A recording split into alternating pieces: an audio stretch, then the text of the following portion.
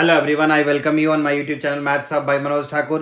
तो आज एक और प्रोबेबिलिटी का इंटरेस्टिंग क्वेश्चन 2021 का पूछा गया। 26 शिफ्ट 2 का क्वेश्चन है। तो क्वेश्चन को रीड करते हैं और इस क्वेश्चन से रिलेटेड जितने कंसेप्ट हो सकते हैं सारे कंसेप्ट आपको मैं क्लियर करूंगा। तो यहाँ पे क्या कह रहा है, let A and B independent events. A और बी क्या है, इंडिपेंडेंट इवेंट्स हैं, सच दैट पी ए की वैल्यू पी है और पी बी की वैल्यू 2p है।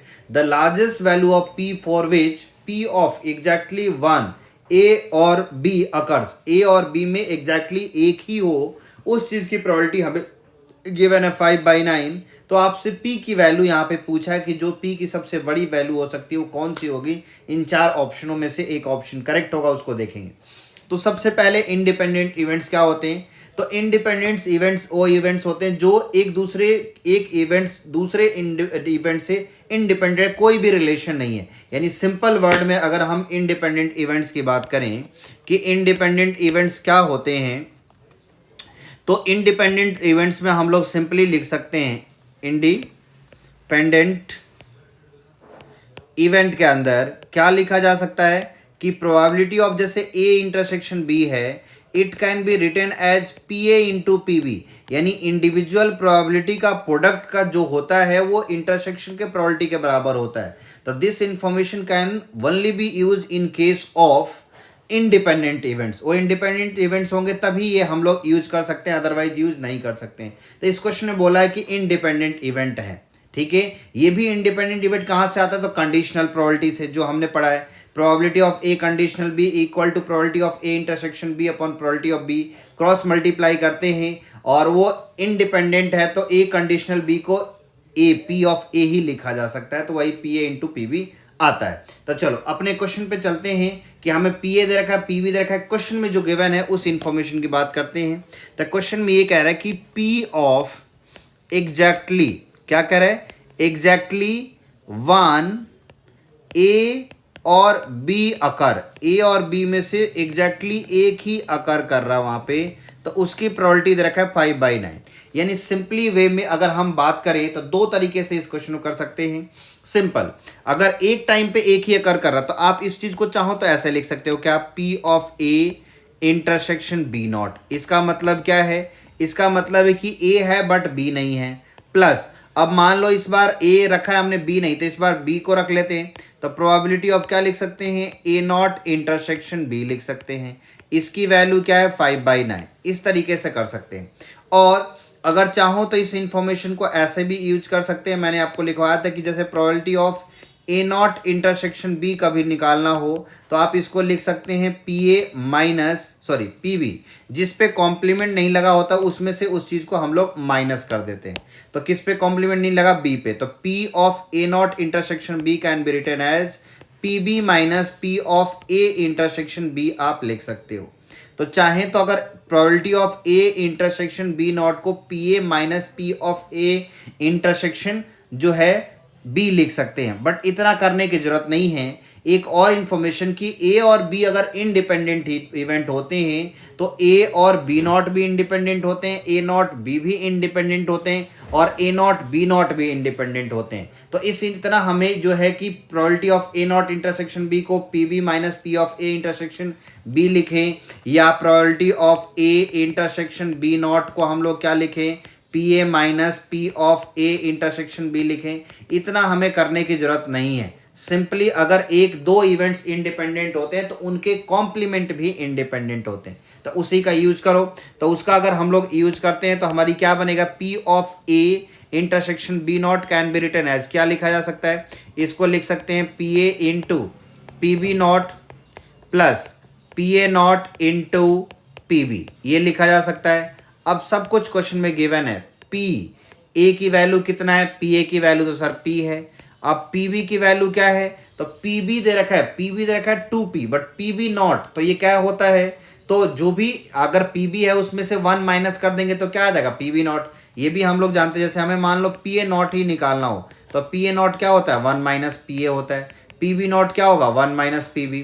तो यहाँ पे पी बी नॉट को क्या लिख सकते हैं, 1 माइनस पी बी, यानी ये 1 माइनस क्या बनेगा, 2p बन जाएगा। सिमिलरली पी ए नॉट को 1 माइनस पी और पी बी क्या है, 2p। इसकी वैल्यू किसके बराबर है 5/9। इसको थोड़ा हम लोग सिंप्लीफाई करने की कोशिश करते हैं यहाँ पे।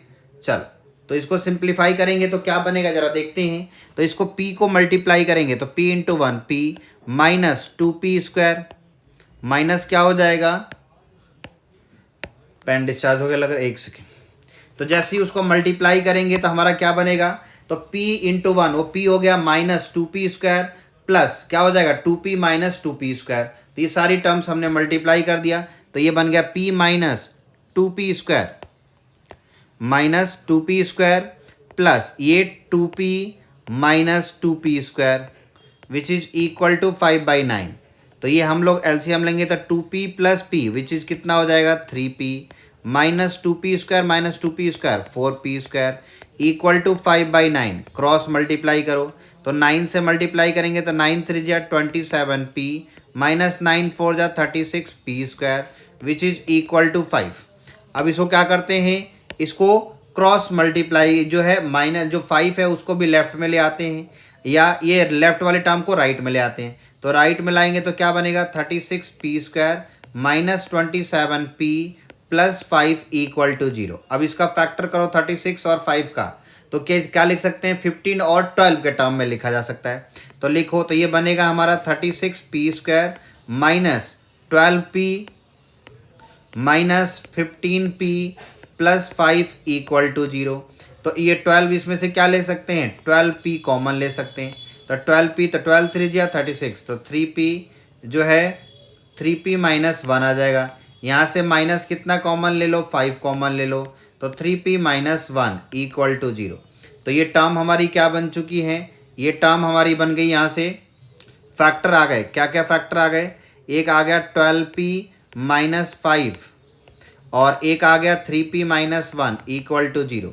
तो यहाँ से एक p की वैल्यू कितनी आ जाएगी 5/12 और एक p की वैल्यू कितनी आ जाएगी 1/3। अब दोनों में बड़ा और छोटा कौन से, इस बात का डिसीजन लेना है। कैसे, क्योंकि क्वेश्चन में बोला है the largest value of p, तो p की दो वैल्यू आ रही है, एक 1/3 और एक 5/12। तो दोनों में बड़ा कौन सा, अगर कंफ्यूजन हो रहा तो एक इसका भी सिंपल तरीका है, दोनों का बेस सेम कर दो। बेस सेम कब होगा, जब दोनों को 4 से मल्टीप्लाई करेंगे। तो इसको 4 से मल्टीप्लाई और डिवाइड कर दो तो ऊपर 4 नीचे 3 4 जा 12। तो देखो दोनों का बेस सेम है तो न्यूमरेटर किसका बड़ा है, इसका बड़ा है। तो इसका मतलब राइट आंसर क्या है 5/12 is the right answer which is D option. तो सिंपली हम लोगों ने इस क्वेश्चन को कर दिया। तो आप इन इंफॉर्मेशन का यूज करके भी इस क्वेश्चन को सॉल्व कर सकते थे बट वो थोड़ा जो है लेंदी हो जाता। तो मैंने सिंपल जो है आप इस तरीके से भी लिख सकते हैं। तो इस इंफॉर्मेशन को भी लिख सकते हैं आप कि if A and B are independent events, then A naught and B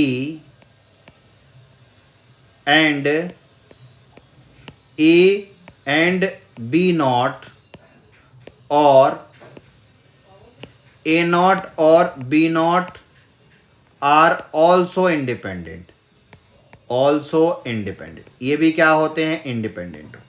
तो इस बात को ध्यान रहे, वीडियो को लाइक ज़रूर करना है और सब्सक्राइब करें चैनल को, और आपके जो भी फ्रेंड्स हैं उनमें ज़रूर शेयर करें। थोड़ा थोड़ा आप इसको आगे बढ़ाएं ताकि मैं और इससे बड़ी बड़ी वीडियो बना सकूं। और जो है अगर अभी तक देखेंगे तो लगभग 53, 54, 55 इसके आसपास मैंने प्रीवियस ईयर से क्वेश्चन करा चुका हूं। लगभग पेपर के टाइम तक आपके मैक्सिमम 2021 और 20-19 के क्वेश्चन हो जाएंगे। तो आप इसको अच्छे से ट्राई करें, एक एक क्वेश्चन को समझें, कंसेप्ट क्लियर करें। हर जितना कंसेप्ट उसमें यूज हो सकता है मैक्सिमम उसमें बताने की कोशिश करता हूं। तो आप इस वीडियो को लाइक ज़रूर करें।